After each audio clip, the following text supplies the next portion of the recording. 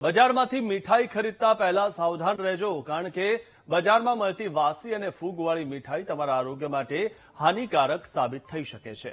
વડોદરાની સત્યનારાયણ ફરસાણની દુકાનમાં ગ્રાહકને ફૂગવાળી મીઠાઈ આપવામાં આવી।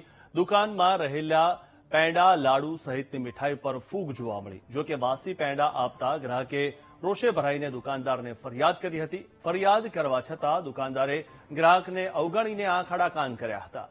ગ્રાહકે આરોગ્ય વિભાગને તપાસ કરીને યોગ્ય પગલાં લેવા માંગ કરી છે।